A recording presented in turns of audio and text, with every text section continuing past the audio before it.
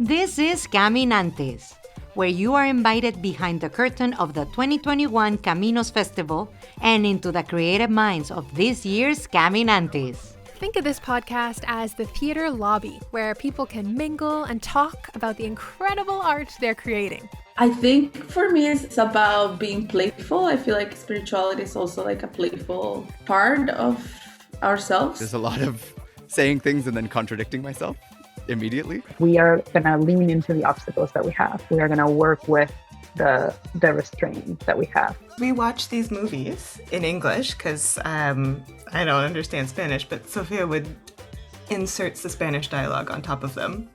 It's not the same. In this episode, you'll hear two conversations. First, we'll hear from the artist behind The Mermaid Project and CAMINOS series Oracle cards. Let's get started. My name is Ximena Huizi. My pronouns are they and them. I am a Venezuelan interdisciplinary theater artist, I guess is how I'm going to describe myself today. And I am the director, lead facilitator of The Mermaid Project, which is a multimedia exploration of our relationships to water and access and power through investigating the mermaid myth. My name is Alejandra, pronouns she, her. My project is an oracle card deck. Right now I'm focusing in the 4 elements and how the elements impact the deck and our emotions and ourselves. I'm interested in spirituality, coming from a voice of being immigrant and having left everything that I've known and being able to acquire new tools, learning that queerness is a big part of my life, and that it definitely influences everything that I do. And the deck, it has to have these 2 elements that are the biggest ones right now in my life. Yeah, I feel like it's very similar to what Ximena, in some parts we connect. But yeah, and so the iteration is like I will have physical cards, and then I will create I will work with augmented reality to create filters to use in Instagram. It's really lovely to hear the high tech in relationship to the natural and the spiritual. I think I wonder what that desire is or how it's manifesting. Especially augmented reality feels like it's the highest of tech in terms of performance, and then the really ritual kind of tangible object ritual kind of spiritual elements. I think for me it's about being playful. I feel like spirituality is also a playful part of ourselves. I was thinking about that today. I was like, how do I make this more not ritualistic, but a little bit more deep of in a way that people connect and they know it's not just I'm becoming whatever filter, I'm becoming whatever filter you use, but it's how do I make it that people actually think about maybe the elements like water and how they connect through water and how we are mostly water. And I was thinking about sound, how is earth, is it us digging earth, what is it, is it hitting, thinking about sound in that sense of adding that part to the filter, but it's still very raw. But I'm always been interested in ritual and technology, and because these spaces are spaces that are becoming more and more inhabited by us, and I'm interested in creating a space that is a little bit ritualistic in that sense, outside of IRL. Cool. It sounds like also the technology and switching through filters and stuff, you just do that so quickly. And the relationship with time is so different when you're in person. And from what I've seen of little pieces of yours, Ximena, of the project, there's so much space and time being taken, and it's really delicious. What does the role of time play in your piece? I think a lot about time in relationship to attention and witnessing and what we watch. I'm thinking a lot about the audience and just exploring or like existing in like a different, I want to say like a performative and like witnessing contract that we have with audiences, and kind of ways of shifting a little bit of the accountability of the storytelling or like the narrative that emerges from work into the audience.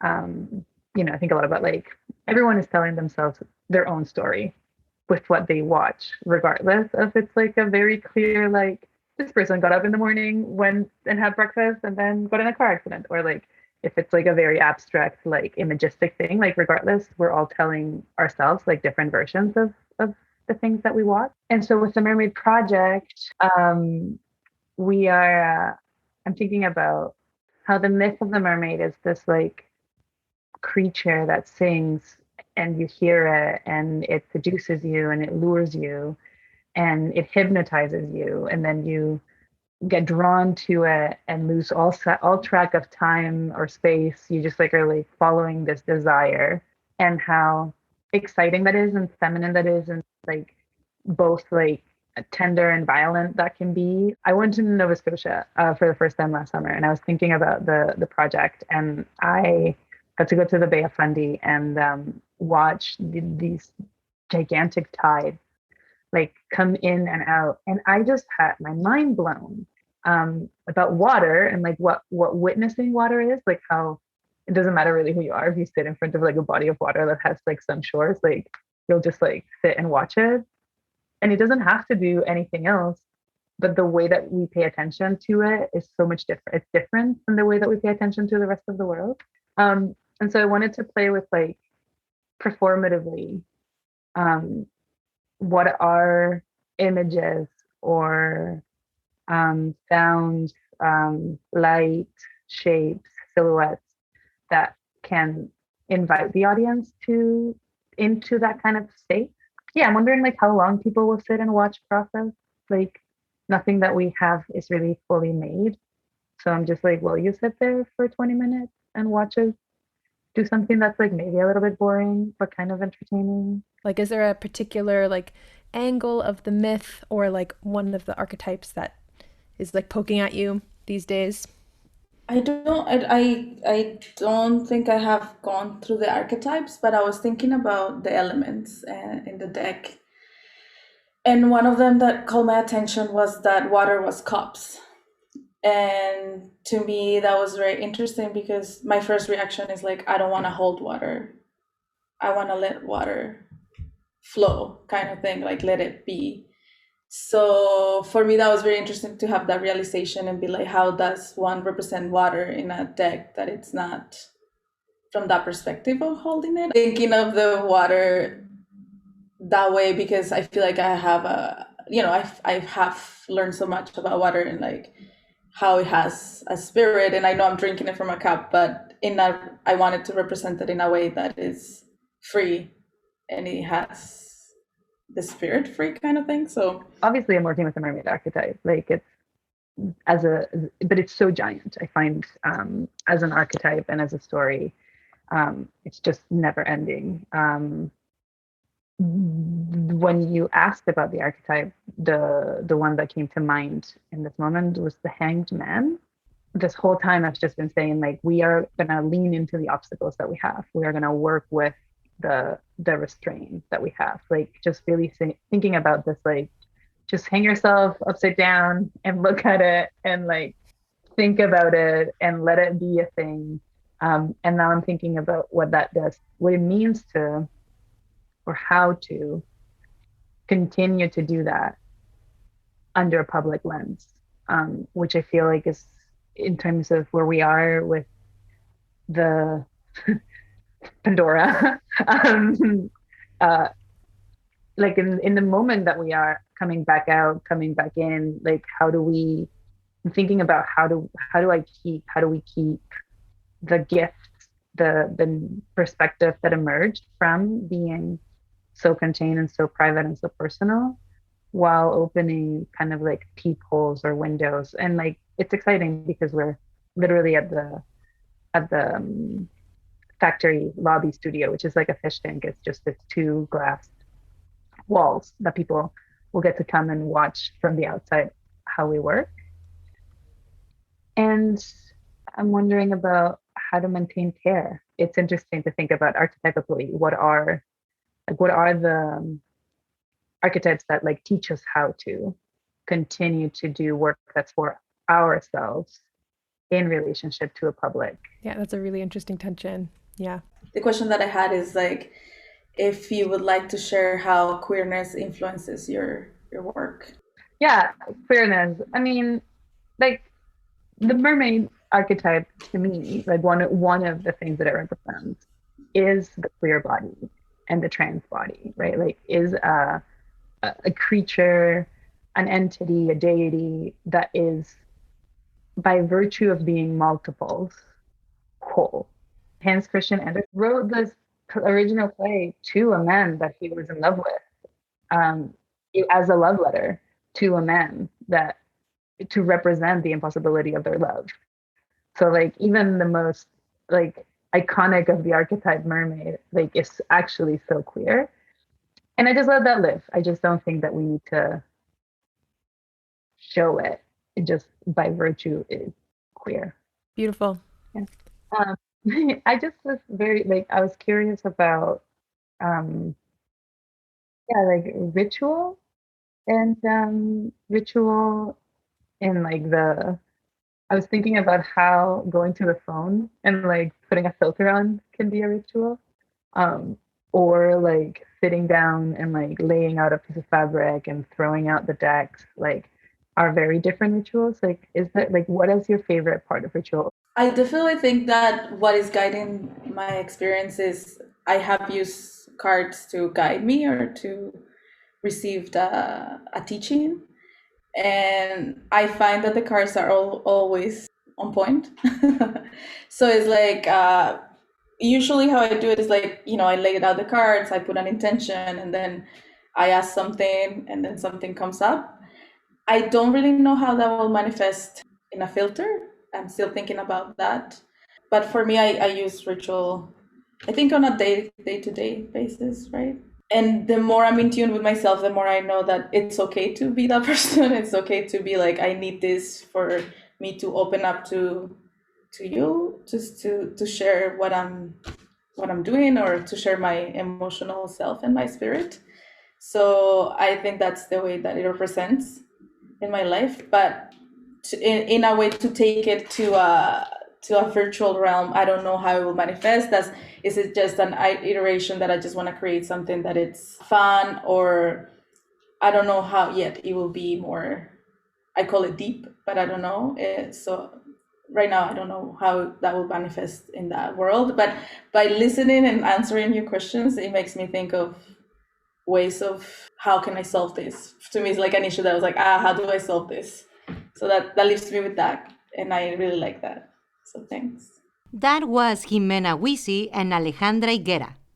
Next, we'll hear from the creators of Quiero Estar Contigo and Se Forman Grietas, Cracks Form. Sebastian Marziali, and my piece is Se Forman Grietas or Cracks Form. I am Sof Rodriguez. And I'm Liz Durr, and together we make Mala Collective, and our piece is called Quiero Estar Contigo. Sebas, I selfishly and I'm trying to expand my Spanish vocabulary and would like to know what your favorite word in Spanish is, or phrase. My favorite one.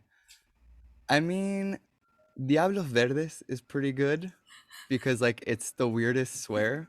It just means green devils. Why green devils? Who knows? What is it about them being green that makes it worse? I don't know, but for some reason, and it's like my mom's favorite because like it's swearing but not swearing. Ay, se quemaron la pupusa, Diablo Verde!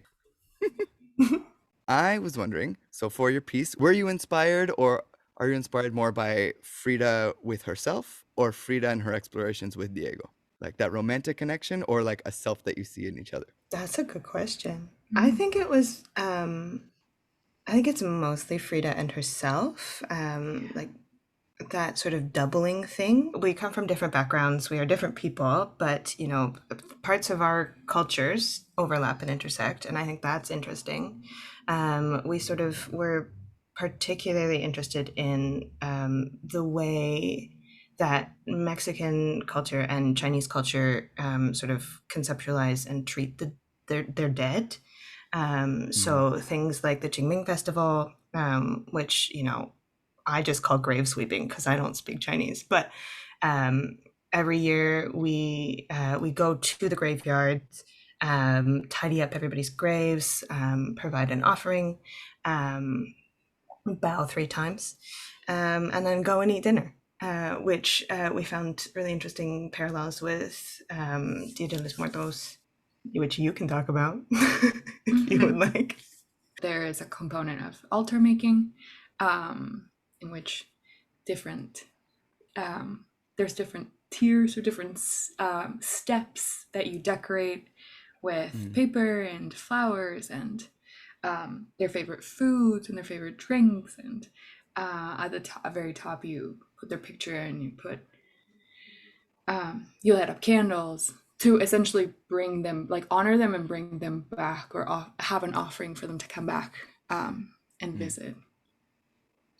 Another thing I would say really quick about Frida is I think that Frida is kind of queer,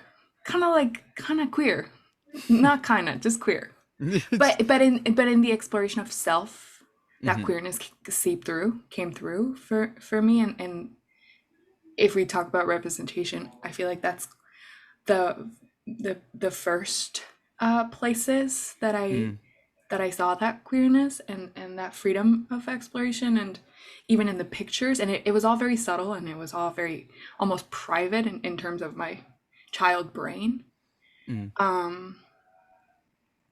But that's something that's always excited me a lot. And so in the exploration of gender and womanhood and identity and the multiplicity of those aspects, the visual representation is so cool. So cool to see someone's insights in a picture. It's interesting because Seb, your piece is also dealing with like a duality in an interesting way, like both of your pieces are. So how are you dealing with the duality in your piece, Seb?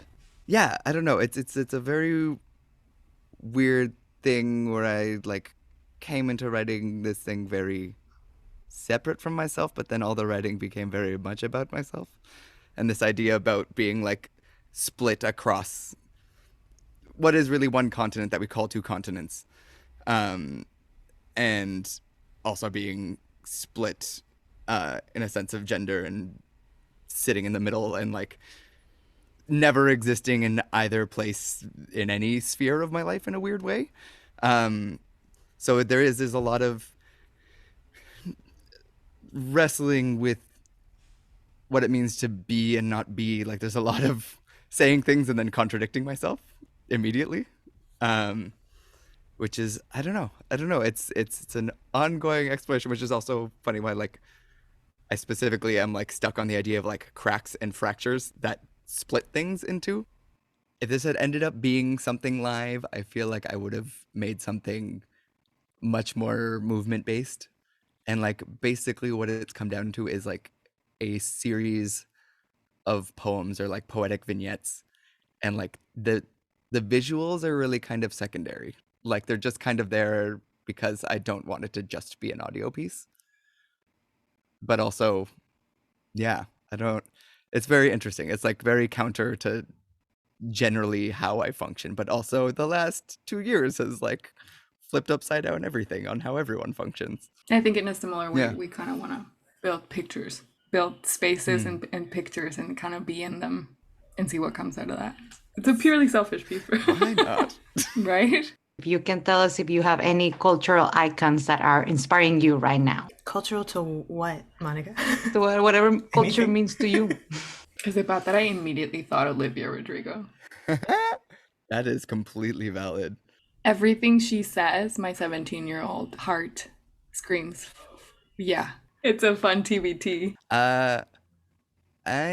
for me at least, I don't know. I'm going back a lot and listening to a lot of Facundo Cabral and Mercedes Sosa, which are ones that are just like always with me. But like when I really want to like feel language and music in a weird way, or like poetry and song rather than songs that sound poetic, like I feel like those two are really, especially like Facundo, and just like something about that style of like storytelling and music really feeds.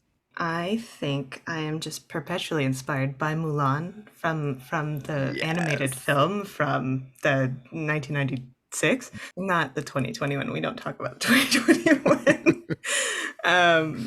But yeah, you know, she's a cultural icon in her own right for Asian Americans, and I mean that broadly, not US Americans. And, you know, also a queer icon. So, Love it.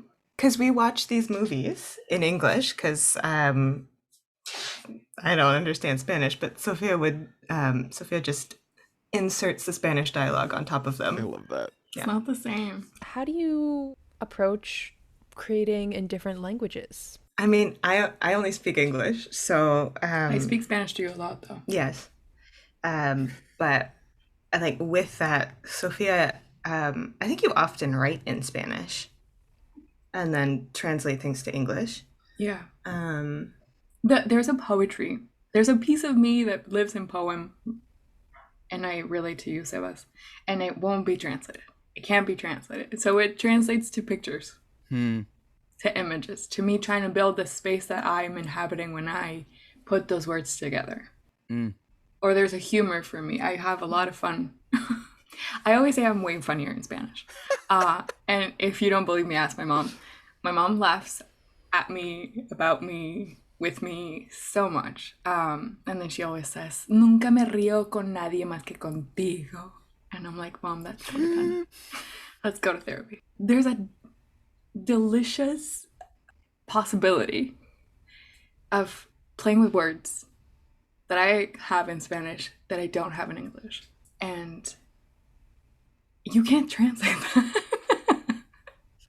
So I think that's just where like the little horns come out, and whatever came out in the piece kind of was like the whisper of that, but it's never. It's your green devil. It's my green devil. I love it. When I hear culture, I think there's queer culture, and there is this like romanticized historical version of what my culture is back home that has stopped in time when I was 18 and I moved here. And there's a culture of my household and my family and the way I was brought up, and there's the culture of the industry or like the theater community. There's a culture between us, but there's also a bigger culture that we exist in Toronto. That's how I understand it. It's like unspoken but understood set of rules and like practices and that we share. Yeah. It's like a collective engagement. And that was Sebastian Marziali and Liz Durr and Sof Rodriguez from Mala Collective. All of the artists in today's episode are bringing their new works, which are still in development, to the CAMINOS Multi-Arts Festival. This year, Caminos is presenting the art of 32 different groups, both live and online, from October 12th through the 24th. Go to caminos.ca for more on how to see these shows and to support these artists. Gracias to Venias Guerra and New Tradition Music for the theme song. We are speaking to you from the shores of this beautiful Zagaigan, known to some as Lake Ontario, in Toronto, or Dagarondo. This is the ancestral territory of the Haudenosaunee, or Longhouse Confederacy, the Anishinaabe Nation, the Wendat, and the Mississaugas of the Credit. This land is covered by the Dish with One Spoon Wampum and Treaty 13, also known as the Toronto Purchase. At Aluna, we remember that people can begin to heal when they are hurt. We are committed to artful participation in disagreements. We are committed to unsettling ourselves towards connection, respect, and justice for all people who now live in this city, which has been a meeting place since time immemorial. Radio Aluna Teatro is produced by Aluna Theatre with support from the Toronto Arts Council, the Ontario Arts Council, the Canada Council for the Arts, the Department of Canadian Heritage, and TD Bank. Aluna Theater is Beatriz Pisano and Trevor Shelness with Sue Ballant. Radio Aluna Theater is produced by Mónica Garrido and Camila Díaz Varela. For more about Aluna Theater, visit us at alunatheater.ca, follow at Aluna Theater on Twitter or Instagram, or like us on Facebook. Miigwech and Nyawangoa.